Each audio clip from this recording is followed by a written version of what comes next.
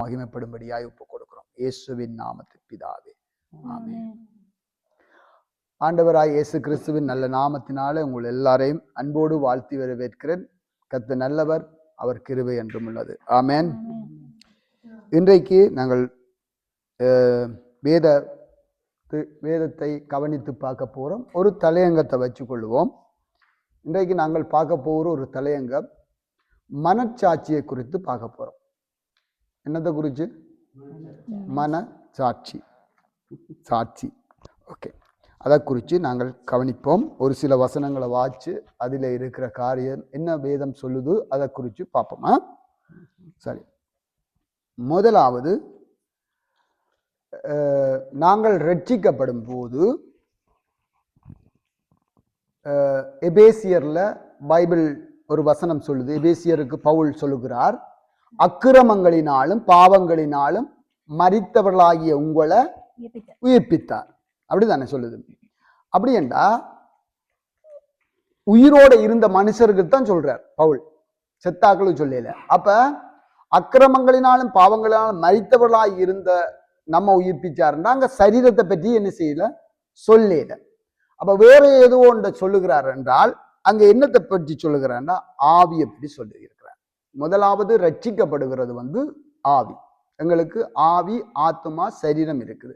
அதுல முதலாவது நமக்கு ரட்சிப்பை உண்டுபடுத்துறது கர்த்தர் ஆவியில. ஏனென்றால் அவர் ஆவியாயிருக்கிறார். சரியா? ஆதாம் தவறு செஞ்ச உடனே ஆதாம் உயிரோடு இருந்தான், அவனுடைய ஆவி மரித்து விட்டது. மரித்து என்றால் நாம் நினைக்கிற மாதிரி சரீரத்துல மரிக்கிறத பற்றி சொல்றதில்லை. அதாவது கடவுளுடைய தொடர்பு துண்டிக்கப்பட்டு விட்டது. டெலிபோன் கதைக்கிறீங்க, என்ன செய்யல, தொடர்பு திடீரென்று கட் ஆயிட்டது. அதுதான் நடந்தது, வேற ஒன்றும் நடக்கல. அவன் ஆவியில தேவனோடு தொடர்பு பண்ண முடியாது. ஏனென்றால் பாவமாகிய சுவர் நடுவில் வந்துட்டு மீறுதலுக்கு உட்பட்டுட்டான். சரியா? தொடர்பு துண்டிக்கப்பட்டுட்டு. அதனாலதான் இயேசு கிறிஸ்து என்ன செஞ்சார், இந்த பூமிக்கு திரும்பவும் அப்பா பிதாவி என்ற உறவை பிந்தின ஆதாமாய் உறவை ஏற்படுத்தினார். ஆதாம் செய்ய வேண்டியதை அவர் செஞ்சு ஆதாமாய் உறவை ஏற்படுத்தி ஆவியில எங்களை உயிர்ப்பித்தார் மறுபடியும். இல்லாவிட்டால் உங்களுக்கு ஒரு புது ஆவியை தந்தார் என்று எடுத்துக்கொள்ளுங்கள். அப்ப அக்கிரமங்களான பாவங்களான மரித்தவராகிய எங்களை உயிர்ப்பித்தார். இப்ப உயிர்ப்பித்த உடனே நாங்க எப்படி எங்கள் தேவனை இப்ப நாங்க என்ன செய்யலாம்? இயேசு கிறிஸ்து மூலமாய், இரத்தத்தின் மூலமாய், அவர் தந்தங்களுக்கு கிருபையின் மூலமாய் நாங்கள் என்ன செய்யலாம்? டைரக்டா தொடர்பு பண்ணலாம் அப்பா பிதாவே. இயேசு கிறிஸ்துடைய பிதா நமக்கு பிதாவா இருக்கிறார். அப்ப அப்பா பிதாவி என்று நாங்கள் தொழுது கொள்ளலாம். எங்க? ஆவியிலே. ஏனென்றால் தேவன் ஆவியாயிருக்கிறார். தேவன் ஆவியாயிருக்கிறார். யோவான் எழுதிய சுவிசேஷத்துல சொல்லப்படுது, தேவனை எப்படி தொழுது கொள்ள வேணுமாம்? ஆவியோடும் உண்மையோடும் தொழுது கொள்ள வேண்டும். அப்ப இதுக்குள்ள இருக்கிற நம்முடைய ஆவியும் தேவனுடைய ஆவியும், ஆவிகளின் மண்டலத்தில் தேவன் வாசம் பண்ணுகிறார். அப்ப ஆவியும் தேவனுடைய ஆவியும் எங்களுடைய ஆவியும் என்ன செய்யறது? தொடர்பு செய்கிறது. ஆவிதான் ஆவியோடு தொடர்பு செய்யும். மாமிசம் என்ன செய்யுது? கை கொடுக்குது. சரீரம் சரீரத்தோடு தொடர்பு கொள்ள, சரீரத்தோட தொடர்பு கொள்றது பூமியில. சரியா? அப்ப ஆவியார் அப்ப எங்களை ரட்சிக்கும் போது இன்னும் ஒரு காரியம் நடக்குது எங்களுக்குள்ள. அதைத்தான் இங்க சொல்ல வரப்போறேன். என்னவென்றால் எங்களுடைய மனச்சாட்சியும் என்ன செய்யுது? ஒரு மாற்றத்துக்குள்ள வருது. சரியா? மனச்சாட்சியும் ஒரு மாற்றத்துக்குள்ள வருது. சரி, எப்படி எல்லாம் மாற்றம் வருது? முதலாவது வசனம் வாசிப்போம். எபிரேயர் 10வது அதிகாரம் 22வது வசனத்தை வாசியுங்க. துர்மனச்சாட்சி நீங்க தெளிக்கப்பட்ட இருதயமுள்ளவர்களாயும் சுத்த ஜலத்தால் கழுவப்பட்ட சரீரமுள்ளவர்களாயும் உண்மை உள்ள இருதயத்தோடும் விசுவாசத்தின் பூரண நிச்சயத்தோடும் சேர கடவோம். கவனிச்சிங்களா? துர்மனச்சாட்சி நீங்க. சரியா? இதுதான் ரட்சிப்பு. துர்மனச்சாட்சி என்ன செய்து? நீங்க தெளிக்கப்பட்ட இருதயம், அதாவது இயேசு கிறிஸ்துடைய ரத்தத்தை தெளித்து, அதாவது ஜலம் என்று சொன்னால் எவனுடைய வார்த்தை தெளித்து நம்முடைய இருதயத்தை என்ன செய்து? சுத்திகரிக்குது. இப்ப சுத்திகரிக்கப்பட்ட உண்மை உள்ள இருதயத்தோட என்ன செய்யணும்? தொழுது கொள்ளணும். கவனிக்கிறீங்களா? உண்மை உள்ள இருதயத்தோட நாங்கள் என்ன செய்யணும்? தேவனிடத்தில் சேர வேண்டும். அப்ப துர்மனச்சாட்சி இருந்தா என்ன செய்யலாது? தேவனிடத்தில் சேரல. ஏனென்றா இருதயத்துக்குள்ளதான் அந்த மனச்சாட்சி சேர்ந்திருக்கு. சரியா? உங்கள் இருதயமே உங்களை நியாயம் தீர்த்தான்னு 1 யோவான்ல சொல்றாருல, 1 யோவானோ அதுக்குள்ள. அப்ப இருதயத்துக்குள்ள மனச்சாட்சி இருக்குது. அந்த பகுதிகள் இல்லாம சிந்தை சித்தம் உணர்வு அதுகளுக்கெல்லாம் சேர்ந்திருக்கேன். ஓகே. அப்ப முதலாவது தேவ பிள்ளைகள் என்ன செய்யுது? ரட்சிக்கப்படும் போது இந்த துர்மனச்சாட்சி என்ன செய்யுது? நீக்கப்பட்டு சுத்திகரிக்கப்பட்டு எங்களுக்கு ஒரு நல் மனச்சாட்சி உண்டாகுது. ஓகே. சோ இது ரட்சிக்கப்படும் போது நடக்கிற ஒரு காரியம். இப்ப ஒரு புது கத்தி வேண்டி வச்சிருக்கிறீங்கன்னு வைப்போம். புதிய கத்தி, அதுதான் மனச்சாட்சி. புது மெசா என்ன கத்திய வேண்டிச்சு. அதை எப்படி வெட்டும்? சூப்பரா வெட்டும். எல்லாம் கத்தியால வெட்டும் போது வெட்டும். அதை அடிக்கடி என்ன செய்யறீங்க? பிளாஸ்டிக்லும் அதிலும் இதுவும் கண்டபடி வெட்டினீங்களா கொஞ்ச நேரத்தால கொஞ்ச நாளையால அது மணங்கி போடும். 1 தீமோத்தேயு 4வது அதிகாரம், 1 தீமோத்தேயு 4வது அதிகாரம் 1ல இருந்து 2 மட்டும் வாசிங்க. 1 தீமோத்தேயு 4வது அதிகாரம் 1ல இருந்து 2 மட்டும். ஆகிலும் ஆவியானவர் வெளிப்படையாய் சொல்லுகிறபடி பிற்காலங்களிலே மனச்சாட்சியில் சூடுண்ட பொய்யருடைய மாயத்தினாலே சிலர் அதாவது மனச்சாட்சியில் சூடுண்ட பொய்யருடைய மாயத்தினாலே. அப்ப மனச்சாட்சியில சூடுண்ட பொய்யர் கடைசி காலத்தில எழும்புவார்கள் என்று எழுதப்பட்டிருக்குது. சரியா? அப்போ தீமோத்தேயுக்கு பவுல் சொல்றார், கடைசி காலத்தில் என்ன வரும்? மனச்சாட்சியில சூடுண்ட பொய்யர். அப்ப மனச்சாட்சியில சூடு வந்தா பொய்யர் எழும்பிடுவாங்க. ஒரு மனுஷனுக்கு மனச்சாட்சி சூடுபட்டுட்டா பொய்யர் எழும்பிடுவாங்க. அதை விளக்கப்படுத்துறேன். மனச்சாட்சியில் சூடுண்ட பொய்யர் அதன்டா என்ன? சரியா? இப்ப அதுக்கு ஒரு விளக்கம் தான். ஒரு விளக்கம் எப்படி விளங்கி கொள்றேன்டா, நீங்க கஃபே இருக்கு தானே, அத சூடா குடிச்சு பாருங்க, எப்படி இருக்கும்? சரியா? சுடுமல்ல. ஆனால் அதை நீங்க தொடர்ந்தும் குடிக்கும் போது ஒவ்வொரு நாளும் சூடா குடிச்சு பாருங்க, நீங்க என்ன செய்வீங்க? பழக்கப்பட்டுருங்க. உங்க நாக்கு என்ன செஞ்சிடும்? மரத்து போயிடும். அவியறது ஒரு பக்கம், மரத்திடும். நீங்க இப்படி இன்னொரு பக்கம் எடுக்கலாம். இப்ப இந்த ரெஸ்டாரண்ட்ல வேலை செய்கிறார்கள், சூடானத ஓரளவு பிடிப்பினம். ஆனால் புதுசா போய் வேலை செய்யறவங்க தொட்டாலே டக்கு ஒன்று கத்துவாங்க, சூடு பற்று. என்ன, நான் வேலை செஞ்சபடியா அனுபவம் இருக்கு. அவங்க பிடிக்கிறதுக்கும் புதிதாய் போய் பிடிக்கிறவர்களுக்கும் சரியான வித்தியாசம் இருக்கு. அவங்க சூடையும் அப்படியே கொண்டு டக்குன்னு வைப்பாங்க. சரியா? இப்படி உங்களுக்கு அது ஏன் பழக்கப்பட்டுட்டது. அப்ப மனச்சாட்சி புதுசா இருக்க, கூறா இருக்க, என்ன தவறுண்டாலும் என்ன செய்யும்? டக்குன்னு உங்களுக்கு என்ன செய்யும்? குத்தி காட்டும். சின்ன நின்றாலே ஒரு துரும்புனாலே டக்குன்னு வெட்டும், சொல்லும். ஆனால் ஒரே தவற தொடர்ந்து செய்ய அந்த மனச்சாட்சி என்ன செய்யும்? மலங்கி போயிடும். அது வேலை செய்யாது. இதுக்கு பேர் தான் துர்மனச்சாட்சி. மனச்சாட்சியில் சூடுண்ட, அது வேலை செய்யாது. அதுக்கு பிறகு அது தைரியமா வேலை செய்ய வலிக்கிட்டு. மனச்சாட்சி சூடுண்ட பொய்யருடைய மாயத்தினால அவையில் என்ன செய்யணும்? நேகரை என்ன செஞ்சிருவாங்க? வஞ்சிக்க நடத்துவாங்க. அவங்களுக்கு யார் என்னன்றதுக்கு அவங்களுக்கு ஒன்றுமே இல்லை. அவங்க என்ன செய்வாங்க? மனச்சாட்சி என்ன செய்யாது? ஒன்றும் கதைக்காது தானே. அப்ப சில வேளை என்ன ஒரு இது இல்லையா, இரக்கம் இல்லையா, சொல்லுவோம் இல்ல, இவ்வளவு ஆக்களை அப்படி செஞ்சது, இப்படியா செஞ்சது, விளங்குதா? அதே இங்க ஒன்றும் சொல்லல, இங்க அவங்கள ஒன்றுமே செய்யல. ஆனால் நீங்க பாருங்க, சிலர் அந்த புதிய மனச்சாட்சி நல்ல கூர்மையா வச்சிருந்தா ஒரு தவறு செஞ்சாலே நீ செஞ்சிட்ட இதுக்காகவே நாங்கள் என்ன செய்வோம், போய் ஒப்புரவாகி விடுதலையாகி சுகம் பெறுவோம். விளங்கிட்டா? கடவுள் வைத்த ஒரு ஆயுதம், மனிதனுக்கு வைத்த ஆயுதம் மனச்சாட்சி. என்ன மனச்சாட்சியின்படி தீர்ப்பு செய்கிற காலம் அந்த பழைய ஏற்பாட்டு காலத்துல உங்களுக்கு தெரியும், அதுதான் ஆரம்ப காலம். சரி, அப்ப இந்த மனச்சாட்சியை மனிதனுக்கு கடவுள் வைத்திருக்கிறார்.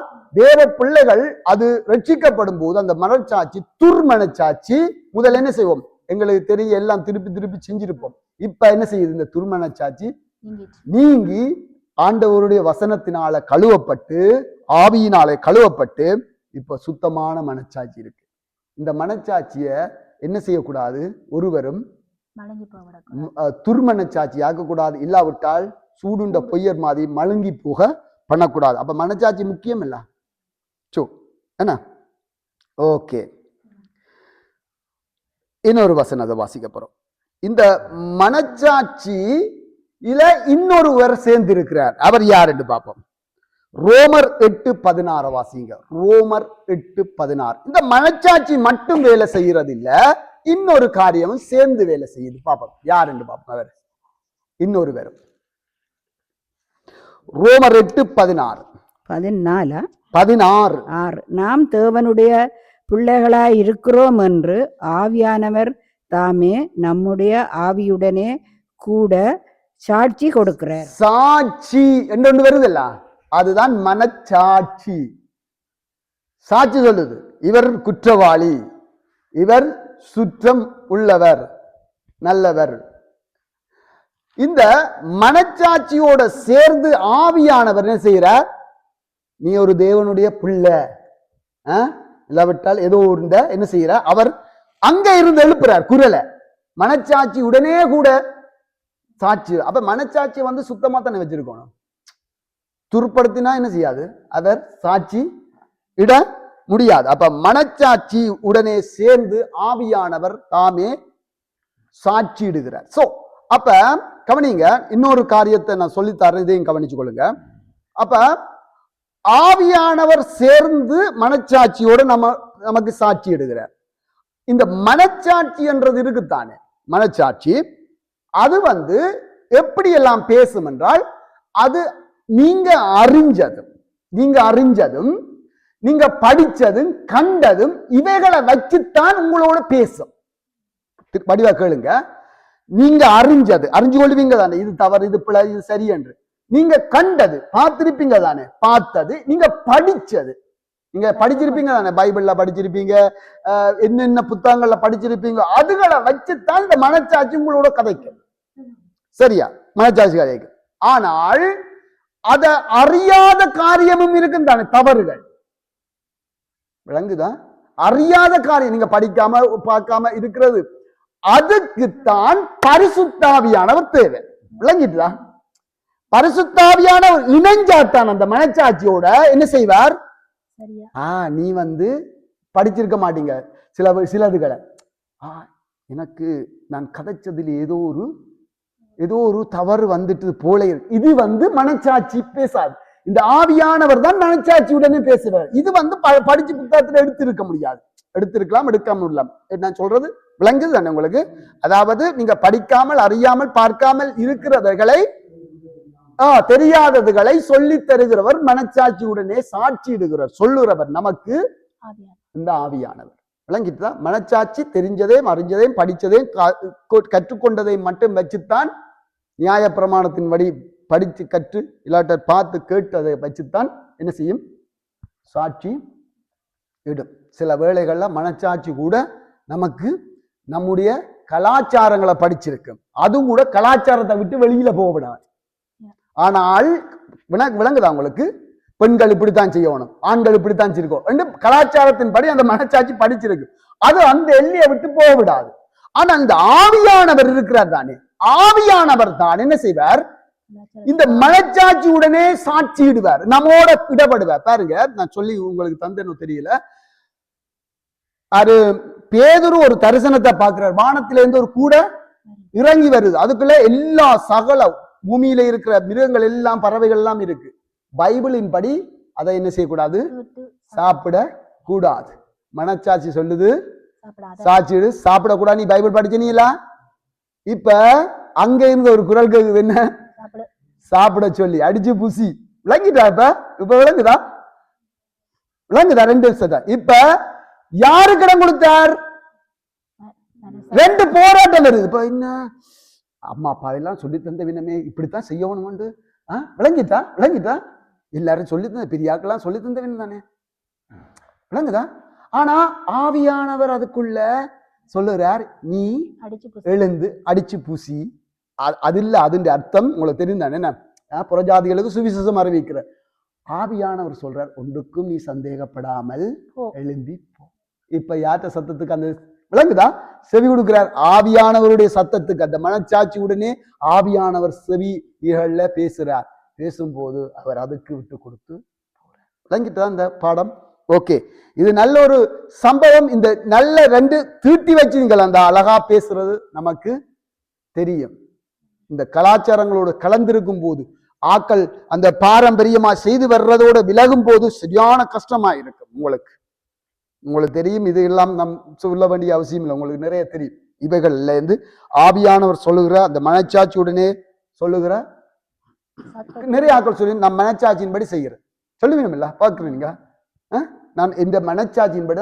ஏன் இங்க அது மனச்சாட்சியுடனே சாட்சியிடம். மனச்சாட்சி என்ன செய்யும் செய்யுமா?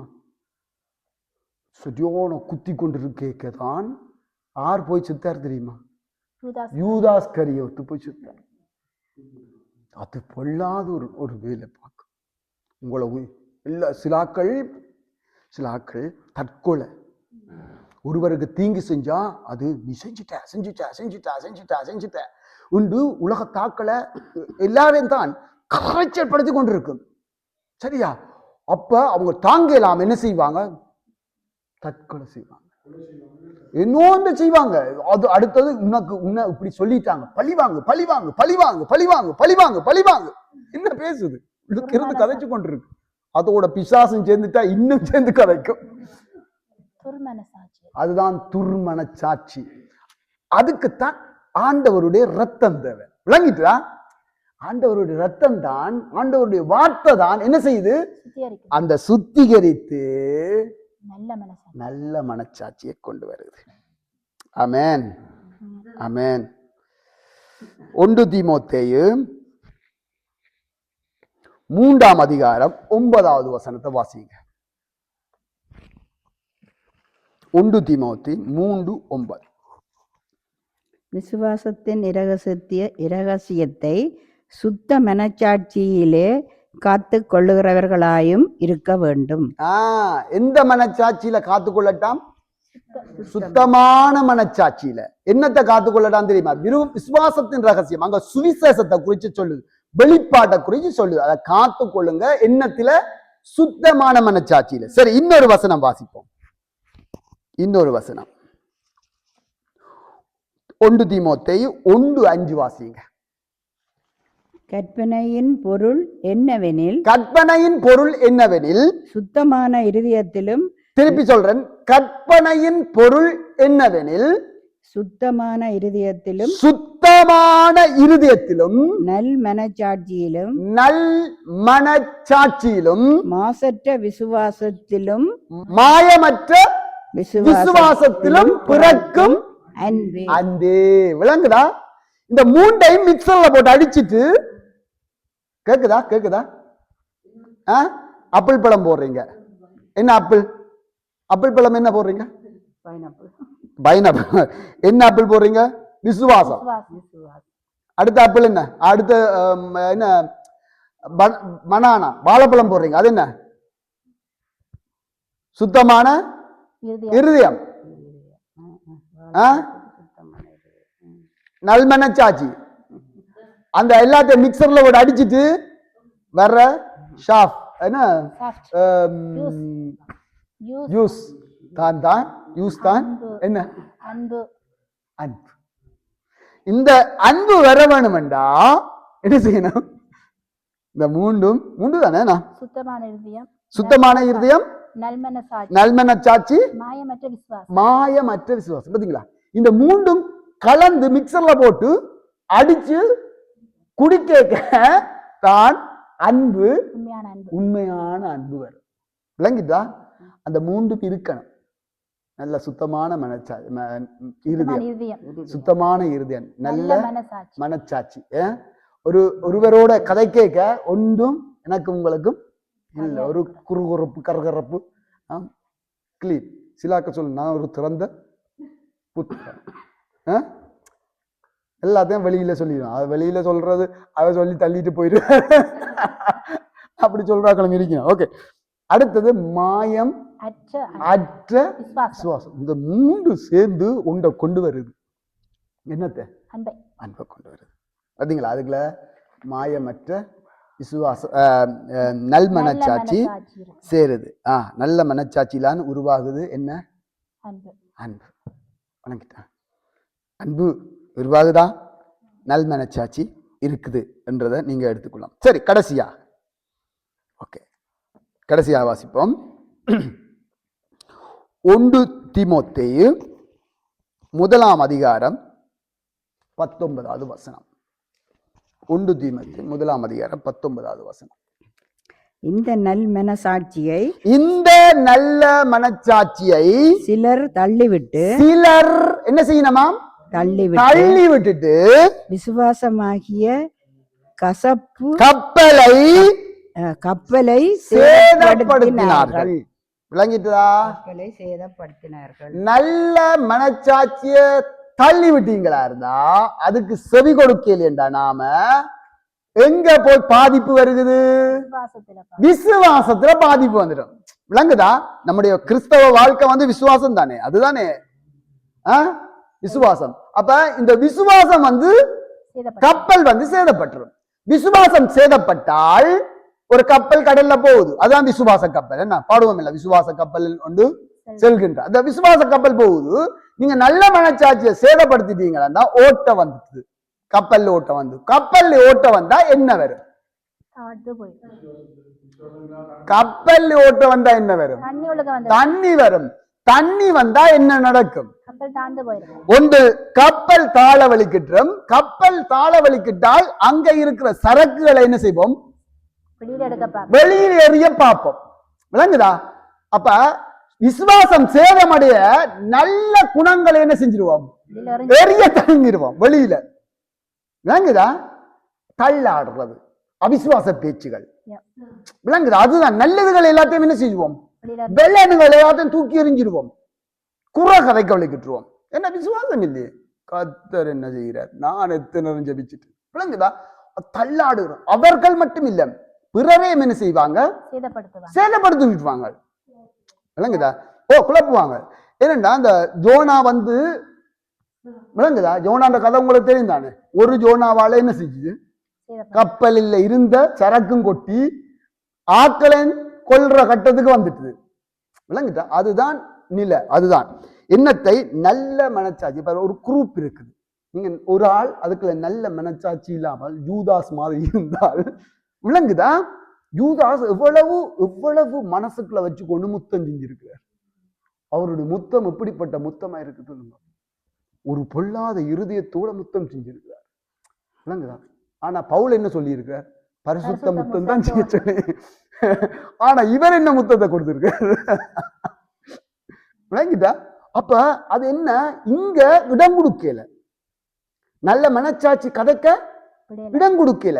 இந்த நல்ல மனச்சாட்சி கதைக்கிறதுக்கு இடம் கொடுத்திருந்தால் அவர் 12 அப்போஸ்தலரோட என்றென்றைக்கும் இருந்திருப்பார். இன்றைக்கும் 12 அப்போஸ்தலர் நியாயம் தீர்ப்பார்கள் அந்த ஸ்தானத்தை அடைஞ்சிருப்பார். என்ன? நல்ல மனச்சாட்சிய தள்ளிவிட்டார்கள். சிலர் தள்ளிவிட்டார்கள் என்று கீழே அதனோட பட்டி போடப்பட்டிருக்கு. அது தவறவே இல்லை. சரியா? அப்ப எப்பொழுது விசுவாசம் சேதப்படுது என்றால் நல்மனச்சாட்சிய தள்ளிவிடும் போது. எங்களுக்கு தேவை என்னென்றால் நல் மனச்சாட்சி. ஒரு குரூப்பா இருக்கும் போது, தனிப்பட்ட வாழ்க்கை தேவனோடு ஆராதனை செய்யும் போது என்ன தெரியுமா உறுத்தி கொண்டிருக்கும்? இங்க மனச்சாட்சி உறுத்தும், நீ வந்து நல்லா இல்லை. அது என்ன செய்யணும்? அந்த மனச்சாட்சி உறுத்துறத விட்டுவிடும். ஆண்டவருடைய வார்த்தையினாலும் ரத்தத்தினாலும் கழுவணும். ஏன் தெரியுமா? மோசே ஓட்டம் எடுத்தார் தெரியுமா? ஓடு ஓடினார் கொலை செஞ்சுட்டு. எகிப்துக்கு ஓடிச்சு. எகிப்துல இருந்து மீதியானுக்கு ஏன் ஓடினார் தெரியுமா? மனசாட்சி. இங்க குத்த வலிக்கிட்டு, அவங்க கலைக்க வலிக்கிட்டா, இங்க அவருக்கு தாங்கலாம் போயிட்டு, என்ன கொலை செஞ்சுட்டேன். சரியா? ஓட மனச்சாட்சியில குத்தப்பட்டு மனச்சாட்சி என்ன செய்யும்? ஓட பண்ணும். அதான் நான் முதல்ல ஏற்கனவே சொல்லிட்டேன். சரியா? அப்ப மனச்சாட்சிய என்ன செய்யணும்? எப்படி இருதயத்தை எல்லா காவலோடும் காத்து கொள்ளுகிறோமோ அதே மாதிரி சுத்த மனச்சாட்சியையும் எல்லா காவலோடும் காத்து கொள்ளணும். மனச்சாட்சியில் ஏதாவது ஒரு தூசி படும் போது, ஏதாவது ஒரு கொஞ்சம் வெட்டுது இல்லையண்டா, டக்குன்னு கடவுளுடைய வார்த்தையினால் என்ன செய்யுங்க? தீட்டி எப்பவும் கூர்மையாய் வைத்திருங்க. அது நம்முடைய கிறிஸ்தவ வாழ்க்கைக்கு விசுவாச கப்பல் சேதமடையாதபடி போவதற்கு மிக மிக மிக முக்கியம். இன்றைக்கு அநேக தேவ பிள்ளைகள்லாம் எல்லாரும் கதைத்து எல்லாம் செய்கிறார்கள். ஆனா இருதயத்துல வந்து அவர்களுக்கு மனச்சாட்சி அந்த நல்ல இது இல்லை. அதனால அது சுத்தமாக கூறாகிறதுக்கு ஒன்றே ஒரு ஆயுதம், தேவ வார்த்தை. அதனால ஒரு வார்த்தை, சொல்லும் கர்த்தாவே என் வேலைக்காரன் சுத்தமாக. சுத்தமாக. நான் தான் அந்த வேலைக்காரன். ஒரு வார்த்தை சொல்லும், நான் என்ன செய்யறேன்? வியாதியினால் மரண படுக்கையில இருக்கிறேன். மனச்சாட்சி துர்ரா இருக்கிறது. அந்த துர் என்ன செய்யணும்? தீட்டும் போது அந்த துர் பிடிச்சது எல்லாம் என்ன செஞ்சிடும்? விலகி போய் அப்படியே பளிச்சென்று வரத்தக்கதாய் நாம எப்பொழுதும் மனச்சாட்சியை தூய்மையா வச்சிருக்கோம். கர்த்தர் நம்மை ஆசீர்வதிப்பார். நமக்காகத்தானது, நம்முடைய விசுவாசம் சேதப்படாதபடி இருப்பதற்காகத்தான். ஆண்டவர் உங்களை ஆசீர்வதிப்பார்.